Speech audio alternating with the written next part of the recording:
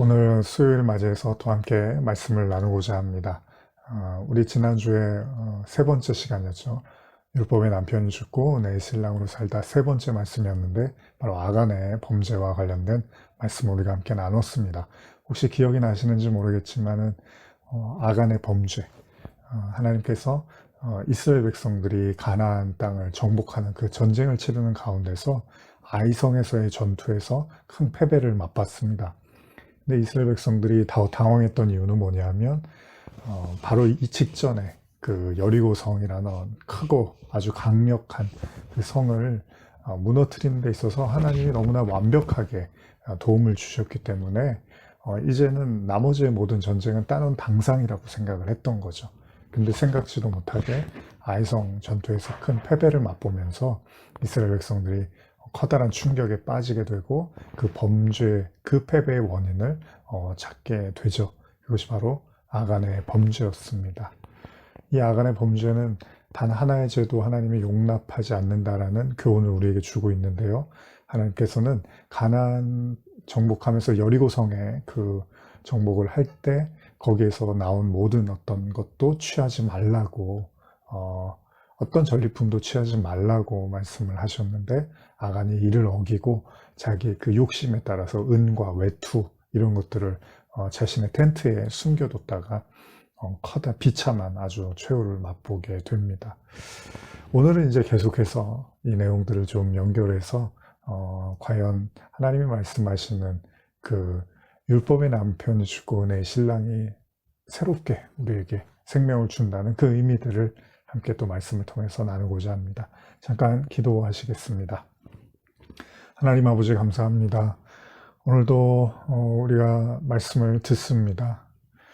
우리의 마음속에 정말로 하나님의 말씀을 깊이 깨닫고 또 하나님이 진짜 우리에게 무엇을 원하시는지를 알기를 원하고 배우기를 원합니다.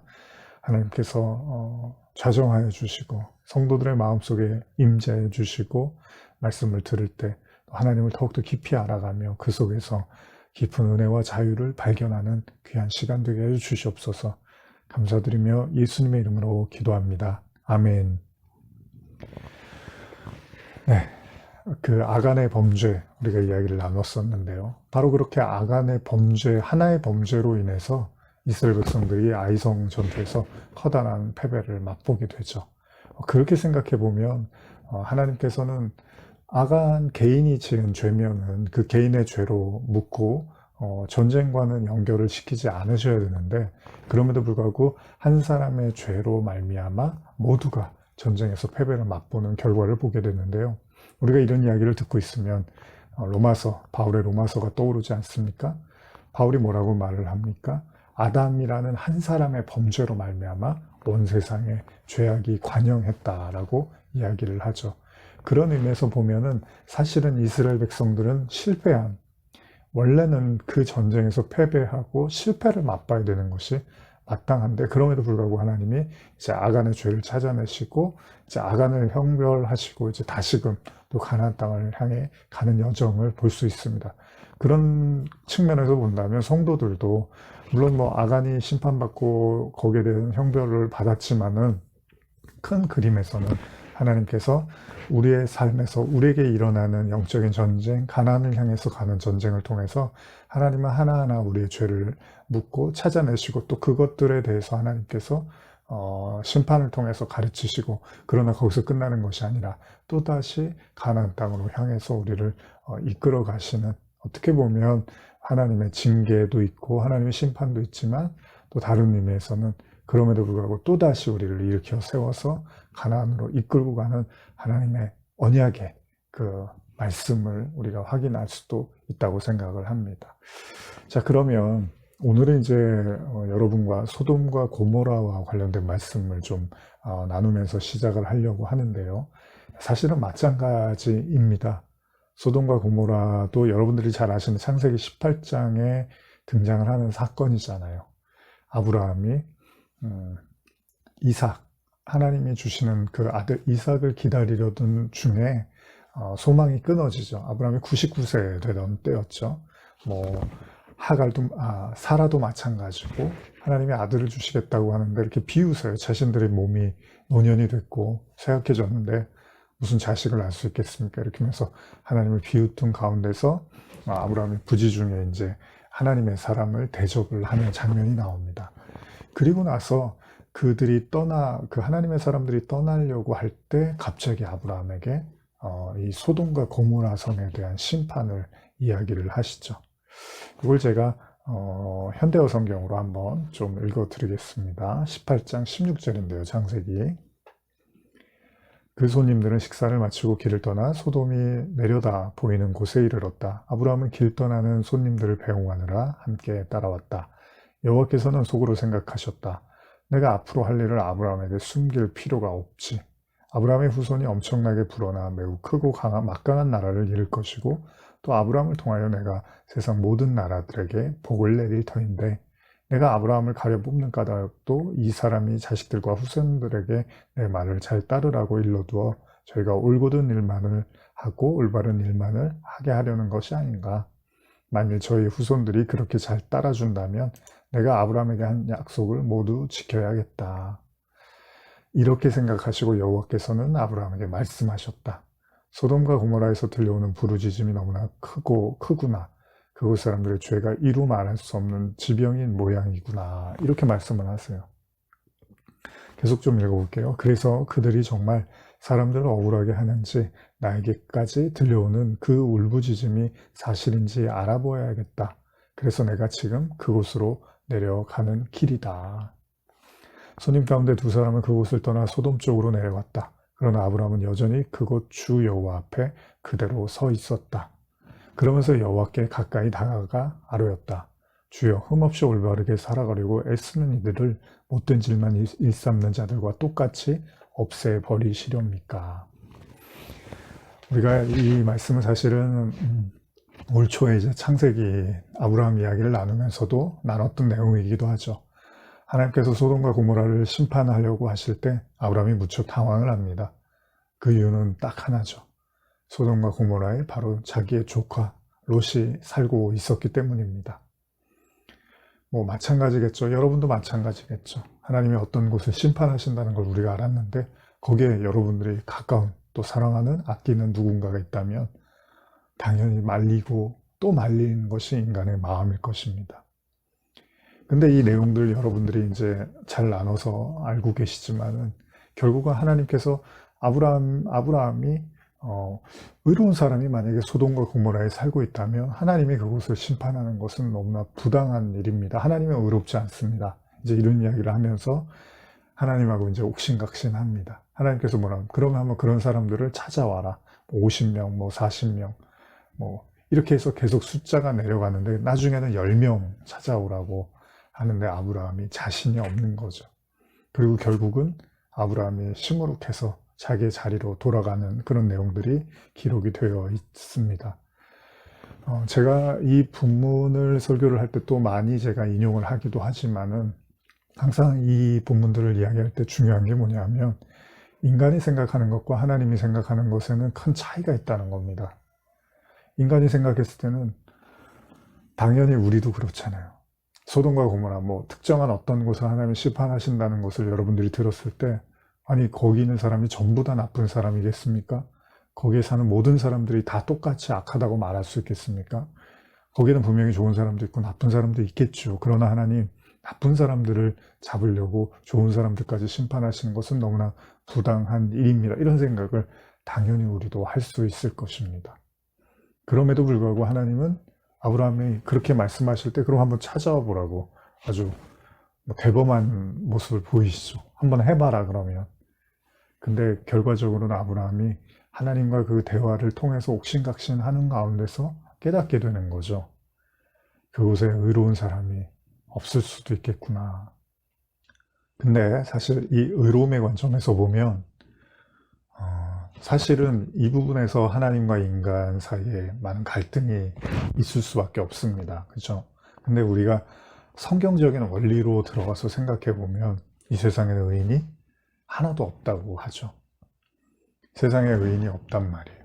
그리고 오직 예수님만 의로운 분이다라고 성경이 말을 하고 있습니다. 그런 관점에서 보면 아브라함이 하나님께 의로움에 대한 이제 이야기를 하면서 하나님, 의로운 사람이 존재한다면 하나님의 심판은 매우 부당한 것이고 하나님은 오히려 악한 분이 되시는 겁니다라고 이렇게 얼음장을 놓지만 하나님이 봤을 때는 의로운 사람이 한 사람도 없었다는 거잖아요. 물론 롯이 소돔과 고모라에서 구원을 받습니다만 그 롯이 여러분과 제가 나눴던 것처럼 정말로 의로운 사람이었는가? 그렇진 않잖아요. 삼촌 아브라함하고 조카 사이였잖아요. 그래서 싸우고 다투던 가운데 땅 가지고 그리고 나서 아브라함이 너가 그럼 하고 싶은 대로 해라 그랬더니 자기가 좋아 보이는 땅에 가겠다고 한 게 소돔과 고모라였단 말이죠. 그런 관점에서 보면 결코 아브라함이 봤을 때도 롯을 의롭다고 하기는 좀 어렵지 않았을까요?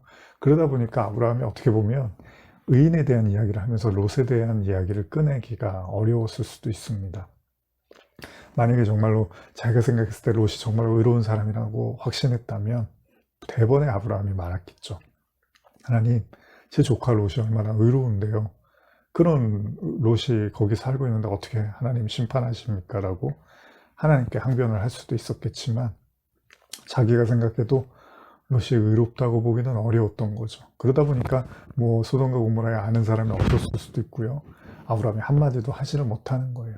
의인을 찾아오라고 하는데 아브라함이 아무 말도 하지를 못하더라는 겁니다. 이 지점에서 우리는 여러 차례 제가 나누기도 했지만은 과연 의가 뭘까? 의롭다는 것이 뭘까? 의인이라는 것이 무엇일까라는 생각을 해볼 필요가 있어요.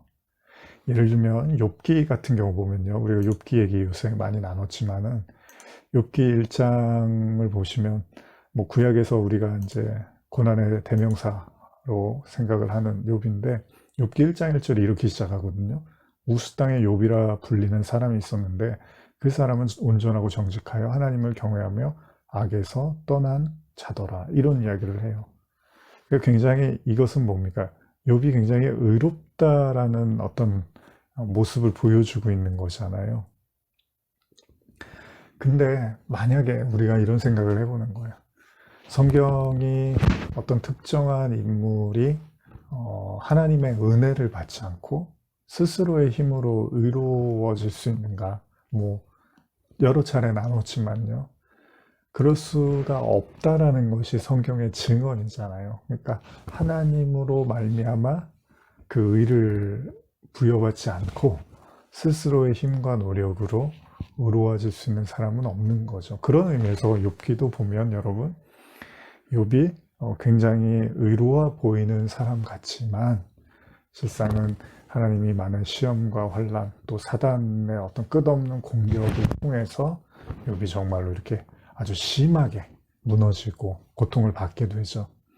그때 아마 욥 스스로도 물론 친구들이 왔을 때 나는 되게 의롭게 살았는데 왜 이렇게 내가 하나님으로부터 핍박을 받고 이런 사단의 공격을 받아야 되는지 모르겠다라는 생각을 할지 모르지만 그가 정말로 그 고난의 심연의 깊은 곳에 이르렀을 때 스스로를 의롭다라고 정말로 말하기가 어려웠을 거라는 거죠. 그제서야 하나님이 실제로 이제 나타나시고 욥에게 네가 뭔데 나한테 이렇게 함부로 따지고 힐난하느냐? 네가 정말로 하나님이 누군지를 아느냐라는 어떤 이제 말씀을 하시게 되죠. 그러니까 그런 차원에서 보면 여러분 의롭다라는 것은 그러니까 제가 지난번에도 그렇고 말씀을 드리면서도 계속하지만 우리는 자꾸 의롭다라고 하면은 이 착하다라는 생각, 선하다는 생각, 남한테 해를 끼치지 않는다는 생각, 남한테 또 많은 유익이 되고 알게 모르게 또 뭐 왼손이 한 일 오른손 모르게 하라고 하면서 선행을 많이 하고 구제하고 이런 걸로 자꾸 의로움을 생각하려고 하는 경향이 있는데 하나님이 말씀하시는 의로움은요 하나님으로부터 나오는 의잖아요. 이게 뭐 로마서의 핵심 주제였죠. 하나님의 복음에 나타나는 의였다는 거죠. 그렇게 보면 성경을 통틀어서 의인은 딱 한 분밖에 없는 거예요. 누구요? 예수 그리스도. 근데 그분이 또 하나님이시기도 하죠. 그러니까 의라는 건 하나님으로부터 나오는 것이고 또 하나님이시기도 한 거죠. 선하다라고 하는 거. 그래서 제가 예전에도 나눴지만은 선한 예수님한테 누가 선한 선생이요? 그랬더니 예수님이 뭐라 그래? 네가 왜 나한테 선하다고 하느냐? 하나님 한 분 외에는 선한 분이 없다. 이런 표현을 하시는 거죠. 그러니까 이 우리가 갖고 있는 이 선과 의에 대한 생각이 깨지지를 않으면요.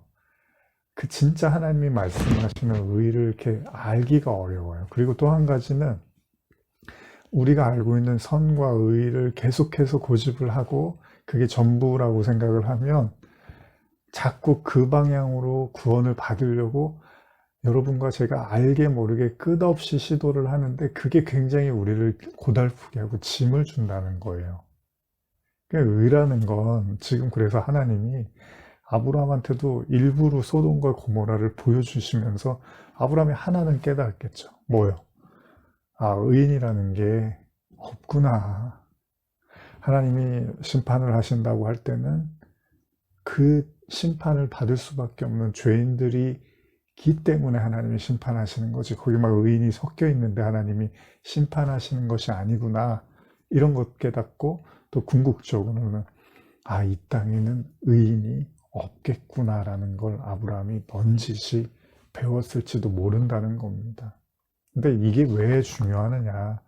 아마 여러분도 제 설교 듣다 보면 제가 이런 이야기를 반복해서 많이 하지만 그 하나님의 의, 복음에 나타난 그 하나님의 의를 깨닫지 못하면요. 우리가 유대인들이라든지 바리새인들, 율법주의자들 다 마찬가지지만 자기가 알고 있는 의와 선을 계속 인간은 추구하고 시도하고 그걸로 구원받으려고 계속 애쓰게 돼 있다는 겁니다. 그 테두리를 벗어나지를 못하는 거예요. 그 안에서 계속 맴돌고 있는 자기 자신을 보게 될 거라는 거죠. 그래서 광야도 우리가 지난번에도 말씀하면서 광야를 계속 돌잖아요. 돌고 또 돌고 돈다는 건 뭐예요? 반복적인 계속 행동을 한다는 거잖아요. 반복적인 행동, 반복적인 말, 반복적인 그런 생각들을 빠져나오지는 못하는 거예요. 왜요? 그거는 하나님으로부터 오는 게 아니라 인간이 가지고 있는 의와 선에 대한 생각들이기 때문이죠. 그러니까 아브라함이 이참에 소돔과 고모라를 하나님이 심판하신다고 할 때 아브라함이 크게 깨닫는 거예요. 여기에는 의인이 없구나. 그러면 여기서 또 한 가지 연쇄되는 반응, 효과? 뭐가 있을까요? 그럼 자기도 아브라함이 어떻게 생각해요? 그럼 나도 내가 생각하는 의, 물론 아브라함은 자기를 의롭다고 생각했을까요? 그러지 않았을까요? 당연히 의롭다고 생각을 했겠죠. 그러니까 하나님한테 뭐라 그래요? 하나님 불의하십니다. 불의하다고 말을 한다는 건 뭐예요? 나는 그렇지 않은데 당신은 의롭지가 않네요. 나는 최소한 나도 이런 생각을 하는데 의인과 악인을 같이 심판하는 건 부당하다는 건 나도 알고 있는데 당신은 지금 그것도 모르고 이런 행동을 하십니까? 라는 건 쉽게 말하면 하나님 머리 꼭대기에 앉아 있는 거죠. 그러면 아브라함도 뭐예요? 자기가 의롭다고 생각하고 산 거예요. 그래서 여러분 아브라함이 하갈하고 동침해서 이스마엘 낳잖아요. 근데 이거 이러면 안 되는 건데 하나님 말씀이 이게 아니었는데 이렇게 회개를 하는 게 아니라 아브라함이 그때까지만 해도 뭐라 그래요? 이 이스마엘이나 축복해달라고 이런 이야기를 하잖아요. 그 얘기는 뭐냐면 자신의 행동과 자신의 선택이 나름대로 정당했다고 생각을 하는 거고 그게 최선이라고 생각했기 때문에 그건 뭐예요? 아브라함도 의롭다고 생각을 했던 거예요, 스스로. 근데 창세기 시작하면서 아브라함 이야기 시작하면서 뭐라 그래요? 아브라함이 하나님을 믿음에 이를 하나님의 의로 여겼다라고 그렇게 시작을 하잖아요. 그러니까 사실은 아브라함의 행위가 아니었어요. 하나님은 그냥 그 믿음을, 작은 믿음을 의롭게 여겨주신 건데 지금 아브라함이 수많은 시간, 한 25년 가까운 시간이 흐른 이후에 아브라함은 자기의 행위가 의로웠다고 생각을 하는 거예요. 그러니까 하나님 앞에 창피한 줄도 모르고 말씀을 어겨서 난 이스마엘이었는데도 오히려 여기다 대고 축복을 해달라고 말을 하고 있는 거죠. 이게 인간의 현 주소입니다. 이게 의와 선에 대해서 온전한 그 깨달음, 그 뜻을 알지 못하면 인간은 계속해서 자기가 생각하고 지향하고 이상적으로 바라고 있는 어떤 그 선과 의를 계속 추구하게 돼 있다니까요. 근데 그거를 잘못된 줄을 몰라요. 그래서 하나님이 지금 소돔과 고모라를 심판하신다고 할 때 뭐라고 하는 거예요? 사실은 네 생각이 심판을 받아야 되는 거야. 네가 갖고 있는 의에 대한, 선에 대한, 구원에 대한, 인간에 대한 그 모든 생각, 그에 바로 심판받아야 되는 거고, 그런 모든 생각을 하고 있는, 그 생각을 하는 모든 사람 역시도 그 생각으로부터 심판을 받아야 되는 거야 라고 가르쳐 주고 있는지도 모른다는 겁니다. 우리가 지난번에 그 노뱀 이야기 혹시 기억나시나요? 두 번째 시간인가요? 우리가 나눴던 것 같은데, 율법의 남편이 죽고 내 신랑으로 산다. 노뱀 이야기 보시면은 이스라엘 백성들이 굉장히 어떻게 하죠? 그 원망하고 불평하죠. 또 뭐 광야에서 이제 물이 없다, 먹을 게 없다, 마실 게 없다 이러면서 이제 불평을 하니까 하나님께서 이제 노하십니다. 그래서 불뱀을 보내시죠. 그리고 나서 막 사람들이 이제 불뱀에 물려서 죽기 시작하는 거예요. 모세가 이제 하나님께 기도를 했더니 하나님이 어떤 방법을 주시냐면 구리로 뱀을 만들어서 이렇게 들어라. 그리고 나서 그거를 보면은 살게 될 거다. 이제 이런 말씀하시는데 진짜로 그 노뱀을 들었더니 사람들이 죽지 않고 살아나게 되는 이제 그 내용들을 우리가 나눴는데 이것도 가만히 생각해 보면 재밌는 거예요. 이제 그렇게 해서 살아났어요. 그러면은 이스라엘 백성들이 이 사건을 통해서 뭔가 깨달아야 되는 거잖아요. 이렇게 우리가 죽을 수밖에 없는 죄인이었구나. 아까 제가 우리 지난주에 아간의 범죄도 그렇고 그 많은 이스라엘 백성 중에 한 사람이 죄를 졌더니 패배를 맛보더라는 거예요. 마찬가지입니다. 아담 이야기도 아담 한 사람으로 해서 죄가 관영하고 모든 사람이 심판에 이르게 되는 거예요. 그러니까 하나의 죄도 가능성은 없는 거예요. 하나님 앞에서는. 어떤 상태에서라도 하나의 죄도 하나님은 절대 용납이 안 되는 거죠. 그래서 율법으로는 절대로 인간은 구원을 받을 수가 없는 거예요. 여러분도 저도. 그런데 그 노뱀 사건을 통해서 이스라엘 백성들이 하나님을 원망하고 나는 사실은 그렇게 원망하고 불평하면서 그게 이제 심판의 대상이 된 거예요. 이스라엘 백성이. 근데 하나님이 이제 노뱀으로 쳐다보고 살려주신단 말이야. 그러면 여기서 이제 이스라엘 백성들이 뭔가 하나님의 의도, 뜻을 알아야 되는데 여기 보면 열왕기 하를 보면 이제 그리고 나서 수많은 시간이 흐르고 그 출애굽의 그 사건 이후에 수많은 시간이 흐르고 광야에서의 시간 이후에 이제 가나안도 들어가고 땅도 분배받고 또 다윗 왕도 나오고 뭐 이런 시간들이 다 지나고 나서 열왕기 하에 가보면 이런 구절이 있는데요. 제가 한번 읽어드릴게요. 열왕기 하 18장 1절에서 6절인데요. 이스라엘 왕 엘라의 아들 호세아 제3년에 유다 왕 아하스의 아들 히스기야가 왕이 되니 그가 왕이 될 때 나이가 25세라 예루살렘에서 29년간 다스리니라. 그의 어머니의 이름은 아비오 스가리아의 딸이더라. 히스기야가 그의 조상 다윗의 모든 행위와 같이 여호와께서 보시기에 정직하게 행하여 그가 여러 산당을 제거하며 주상을 깨뜨리며 아세라 목상을 찍으며 모세가 만들었던 노뱀을 이스라엘 자손이 이때까지 향하여 분향함으로 그것을 부수고 느후스단이라 일컬었더라.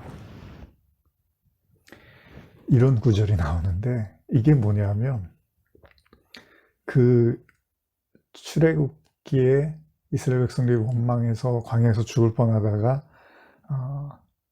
살게 했던 그 노뱀을 그때까지 아주 오랜 시간이 흐르고 나서 이스라엘 백성들이 그거를 일종의 어떤 그 우상처럼 여기면서 거기에 분향을 했다는 거예요. 제사를 지냈다는 거죠. 그걸 섬겼다는 거예요. 근데 히스기야 왕이 이제 하나님 앞에 올바로 선 그런 왕으로서 그걸 부숴버렸다는 거예요. 산당들을 제거하고. 그러니까 거짓된 우상숭배의 그런 모든 그런 것들을 다 드러내서 다 이렇게 소멸시켜버렸는데 그때 나온 게 이 노뱀, 그걸 느후수단이라고 불렀다고 그러는데 이 노뱀을 그때까지도 분향을 하고 있었다는 거예요. 무슨 이야기입니까? 사건의 본질, 하나님의 뜻에는 관심이 없고 그저 저게 우리를 살렸대. 저 구리뱀. 그 구리뱀이 살린 게 아니잖아요. 하나님이 그 구리뱀을 쳐다보면 살게 하시는 건 예수님이 나중에 그러죠. 내가 모세가 광야에서 놋뱀을 든 것 같이 나도 들려야 된다. 그게 이제 십자가를 얘기하시는 거잖아요. 그게 뭐예요? 이스라엘 백성들이 광야에서 그 원망과 불평이라는 죄 때문에 죽을 수밖에 없었는데 그런 자들을 하나님이 놋뱀을 그냥 쳐다보게 하고 그것을 봄으로써 회복시켜 주시고 구원해 주셨다는 것을 가르쳐 주려고 그 뱀을 만들어서 들라고 했더니 그게 시간이 흐르고 나서는 그 뱀만 붙잡고 있는 거예요. 그 놋뱀만 붙잡고 거기에 분향을 하고 제사를 지내고 있더라는 겁니다. 이런 게 인간의 한계죠, 한계. 그것도 보세요. 가만히 생각해 보면 원래 하나님의 본뜻은 아까도 제가 말씀드린 것처럼 죄 하나의 죄도 하나님 앞에서는 죽음이다. 용서받을 수 없다. 그러나 하나님이 은혜로 살리는 거다라는 구원을 가르쳐주고 있는 건데 그 내용은 싹 빼버리고 저 뱀 저게 아주 효력이 좋대. 저 놋뱀이 저게 뭔가 이렇게 신비한 힘이 있고 하나님의 어떤 능력이 담겨 있대. 그러니까 저기에서 분향하고 저걸 섬기고 제사 지내면은 우리한테도 복이 떨어질 거야 라고 이런 식으로 그 하나님의 말씀을 이렇게 와전시켜 버렸다는 거죠. 참 안타까운 현실이죠. 제가 이 말씀을 왜 굳이 그 소돔과 고모라 이야기하고 같이 연결해서 드리냐 하면 그 인간이 갖고 있는 그 의와 선이라는 것들이 이런 수준을 벗어나기가 어렵다는 거예요. 그래서 뭐 우리가 교회에서도 이제 옛날에 성물이라는 표현을 많이 쓰는데 교회 안에 있는 물건들은 뭐 성물이니까 조심해야 되고 함부로 건드리면 안 되고 뭐 강대상에 올라가면 안 되고 막 굉장히 그 예전에 어르신들이 좀 무섭게 그런 말씀하셨는데 물론 뭐 물건 함부로 대하고 그러면 안 되지만 뭐 성물이라는 게 어디 있습니까?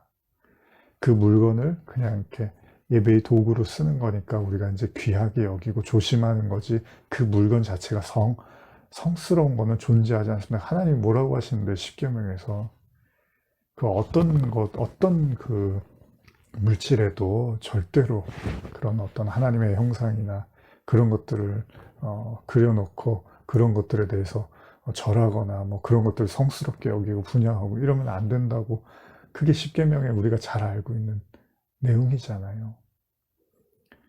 근데도 불구하고 이스라엘 백성들이 그 놋뱀을 분향을 하고 있더라는 거예요. 그 수많은 시간이 흘렀음에도 불구하고 그걸 간직하고 그거를 여전히 뭔가 신비로운 효험이 있다고 생각하고 붙잡고 있는 거죠. 마찬가지입니다. 인간도. 그 인간이 갖고 있는 그 선과 의에 대한 생각을 놓지 못하면 궁극적으로는 저와 여러분도 결국 하나님을 섬긴다고 하지만 여러분들이 옳다고 생각하고 여러분들이 맞다고 생각하고 여러분들이 의롭다고 생각하고 여러분들이 선하다고 생각하는 그거를 붙잡고 계속 그거를 숭배할 거예요. 그리고 거기에 많은 에너지를 쏟을 거고 그걸로 어떻게든 구원을 받아보려고 굉장히 애를 쓸 거예요. 제가 좀 쉽게 표현드리면 이런 거예요. 놋뱀을 분향했던 사람들은 놋뱀을 뭐 함부로 만지거나 놋뱀을 뭐 이렇게 땅에 떨어뜨리거나 이러면 큰일 날 거라고 생각할 거 아니에요. 심지어는 그렇게 했을 때는 부정 타서 내가 구원을 못 받을 수도 있다고 생각할 거 아니에요. 그런 생각들을 가지고 계속 그거를 분양하듯이 저와 여러분들의 마음과 생각의 선과 의가 깨지지 않으면 계속 여러분들은 그 선과 의를 향해서 분양을 할 수밖에 없다는 거죠. 거기에 이제 갇혀서 사는 거예요. 그 놋뱀 느수단처럼 그 놋뱀을 그냥 하나님처럼 알고서 거기에 쫄아갖고 맨날 그것만 보면 분양하고 저게 나를 뭔가 지켜줄 거라고 착각하고 사는 부적인 줄 아는 거예요. 히스기야가 얼마나 잘했어요. 그거를 다 갖다가 부숴버린 거예요. 그건 하나님의 뜻이 아니다. 그건 하나님의 말씀도 아니다. 그건 오히려 우상 숭배에 불과하다. 그러니까 지금 이 순간에도 여러분들이 막 신주단지처럼 모시고 있는 그런 것들이 있으면 그런 마음들을 버리십시오. 마치 뭐 이게 뭐 뭔가 엄청난 뭔가가 되는 그런 물건은 없습니다, 이 세상에. 그래서도 안 되고요, 크리스천들은. 그런 건 없는 겁니다. 하나님밖에 없는 겁니다. 그래서 5절 열왕기하 18장 5절 6절 보시면은 여러 히스기야가 이스라엘 하나님의 여호와를 의지하였는데 그의 전후 유다 여러 왕 중에 그러한 자가 없었으니 곧 그가 여호와께 연합하여 그에게 떠나지 아니하고 여호와께서 모세에게 명령하신 계명을 지켰더라. 연합이라는 말, 그가 여호와께 연합했대요. 구약에 이런 표현이 나와요. 진짜 하나님의 합한 자가 된 거예요. 그 진짜 하나님의 마음을 아니까 그런 것들은 아무것도 아니라는 것을 과감하게 표출해내고 부수기도 한다는 겁니다. 진짜 하나님의 의도와 뜻을 아는 게 중요한 거지, 그렇게 자기 어떤 생각에 갇혀서 그것을 법으로 알고 그걸 뭔가 신주단지로 여기고 살면 그 자체가 또 심판의 대상이 될 수 있다는 것입니다. 그러면서 제가 이제 한 가지 본문을 더 말씀드리고 이제 마무리를 하려고 하는데요. 바로 출애굽기 17장 8절에 나오는 내용인데요. 한번 이것도 제가 읽어볼게요. 그때 아말렉이 와서 이스라엘과 르비딤에서 싸우니라. 모세가 여호수아에게 이르되 우리를 위하여 사람들을 택하여 나가서 아말렉과 싸우라. 내일 내가 하나님의 지팡이를 손에 잡고 산 꼭대기에 서리라.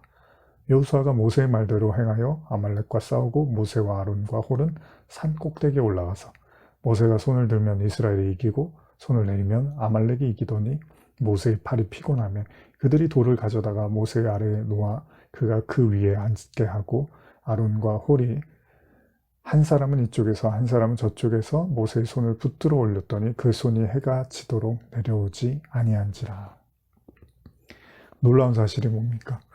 지금 보면은 이스라엘인 전쟁을 하는 가운데 르비딤에서 싸웠다고 하는데 여기서 모세가 여호수아에게 우리를 위해서 이제 나가서 아말렉과 싸워라. 그리고 내가 하나님의 지팡이를 들고 이제 손에 잡고 산 꼭대기에 서겠다. 이렇게 얘기를 해요. 근데 이제 전쟁을 막 하고 있는데 희한한 일이 일어나는데 모세가 이렇게 손을 들면 이스라엘이 이기고 손을 내리면 상대방 아말렉이 이기더라는 거예요. 그러니까 어떻게 해요? 모세가 이제 손을 들 수밖에 없는 거죠. 그랬더니 이제 너무 힘이 들 거 아니에요. 그랬더니 이제 아론과 홀이 옆에 있다가 이제 모세 팔을 한쪽씩 이렇게 올려주는 거죠. 어느 정도까지냐면 해가 지도록 내려오지 않았다고 하는데 그만큼 이제 간절하게 기도하면서 손을 올렸다는 겁니다. 제가 예전에도 설교를 드렸지만 그 웃기잖아요. 손을 들면은 이기고 손을 내리면 지고 뭐 이게 이제 우리가 기도 얘기할 때 많이 하죠. 기도할 때 기도하면 이기는 거고 기도 안 하면 지니까 항상 기도해라. 뭐 그 말도 틀린 얘기는 아니지만 그럼 손을 꼭 들고 기도해야 되나요? 손을 내리고 기도하면 하나님이 안 들어주시고 그럼 여러분들 다 기도하실 때 이렇게 손을 들고 기도하시나요? 그건 아니잖아요. 그러니까 이제 이 부분에 대해서 성경이 우리에게 보여주고 있는 내용, 의미가 있다면 이스라엘 백성들이 전쟁을 하고 모세는 지도자입니다. 근데 이렇게 손을 드니까 이기고 내리니까 진다. 여러분은 어떻게 생각하십니까? 제가 예전에 이제 이 부분을 설교를 들으면서 사실은 지금은 이제 이렇게 말씀드리고 싶어요. 예전에는 이제 당연히 인간인 두 손 들고, 그러니까 모든 걸 다 하나님께 이제 의탁하는 거죠. 그러니까 우리가 천부여 의지 없어서 손 들고 옵니다. 이런 찬양도 있는 것처럼 하나님께 그냥 다 내가 그냥 졌습니다. 하나님이 알아서 하십시오. 그런 의미에서 이제 율법이라는 모세가 또 율법을 상징하거든요. 율법이 이제 죽을 때 여호수아가 예수를 상징해요. 그러니까 예수가 이제 이기는 거죠. 뭐 그것도 말이 되는 거죠. 왜냐하면 우리가 율법은 모세로 온 것이고 은혜와 진리는 예수 그리스도로 말미암은 거니까 당연히 그 인간의 아까 제가 말씀드린 선과 인간의 율법, 인간의 생각이 무너져야지 그제서야 하나님의 참뜻이 보이듯이 모세가 손을 들었고 무력화될 때 하나님이 예수 그리스도를 통해서 이기시는 거, 뭐 이런 내용은 이제 예전에 나눴는데 여기서 조금만 더 깊이 나눈다면 어쩌면 이 전쟁은 이스라엘과 상대방의 전쟁이기도 하지만 사실 영적인 의미에서 우리 자신으로 본다면 사실은 애굽이 우리 마음이기도 해요. 그렇죠? 그리고 또 하나님이 나라가 또 우리 안에 있다 그러면 가나안도 또 우리 안에 있는 거예요. 이게 뭐냐면 우리의 옛사람이 죽는다는 거는 애굽의 마음이 죽고 새 사람이 산다는 건 가나안으로 사는 거잖아요. 가나안에 들어가면 사는 거니까. 그러니까 바울이 말대로 우리가 옛사람이 십자가에 못 박히고 새 사람, 그리스도가 다시 살아나는 거 다 같은 얘기죠. 그러면 이 전쟁은 지금 밖에서 일어나는 것 같지만 우리 안에서 일어나고 있는 거란 말이죠. 소돔과 고모라도 마찬가지입니다. 하나님이 소돔과 고모라를 심판하세요. 우리도 마찬가지예요. 바울이 나중에 로마서에서 7장에서 그러죠. 내가 내 속에 선이 하나도 없는 걸 알았어. 내 안에 선을 행하고 싶은 마음은 있지만 내 안에 선이 없어. 이런 말을 해요. 그러면은 소돔과 고모라처럼 심판받아야 될 것도 우리의 마음과 생각이에요. 왜냐하면 우리는 선을 갖고 있지 않아요. 그러니까 우리가 심판을 받는 거예요. 그러나 그 속에서 롯이 살아나듯이 원래는 롯도 죽어야 되지만 하나님이 그럼에도 불구하고 우리를 살리는 거예요. 그게 놋뱀 사건이었죠.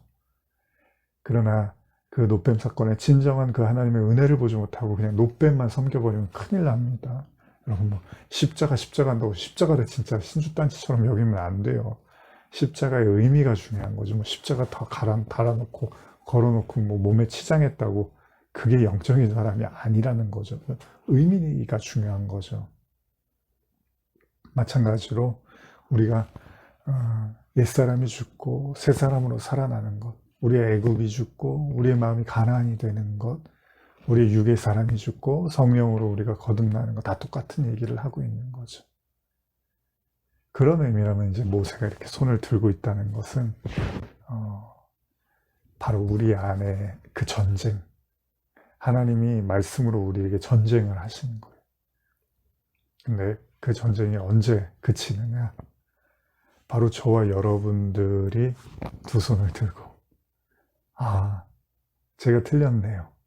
하나님이 다 맞으시네요. 하나님의 하나님의 선, 그게 전부네요.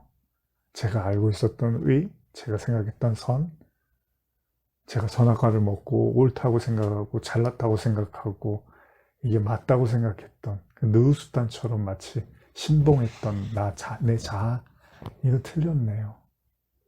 하나님이 옳습니다. 하나님의 말씀을 있는 그대로 받아들이기를 원하고 하나님이 의롭다 하시는 그 의로움의 은총을 내가 받기를 원합니다. 주님 앞에 두 손 들고 나아갈 때 진정한 우리의 승리가 된다는 거죠. 그러니까 저와 여러분들은 지금 누구랑 싸우느냐? 적군, 마귀, 세상 권세 다 좋습니다. 그러나 궁극적으로는 바로 우리 자신, 진짜 우리의 적은 우리 자신일지도 몰라요. 그래서 예수님이 우리를 위해서 십자가에 돌아가신 거죠. 왜요? 하나님의 은혜로 살아나라고. 너희들 모두는 다 십자가에 매달려서 이렇게 죽어야 되는 존재지만 그걸 너희들이 믿음으로 인정하고 받아들일 때 그때 하나님이 다시 너희를 살려 주실 것이다. 거듭나게 해 주실 거다. 비로소 우리의 율법의 남편이 죽고 진정한 그리스도가 우리의 신랑으로 다가오시는 거죠. 예수님이 죽으시고 이제 성령이 오시는 거죠. 내가 가지 않으면 보혜사가 너희에게 오지 않아, 이렇게 말씀을 하시는 거예요. 저와 여러분도 마찬가지입니다.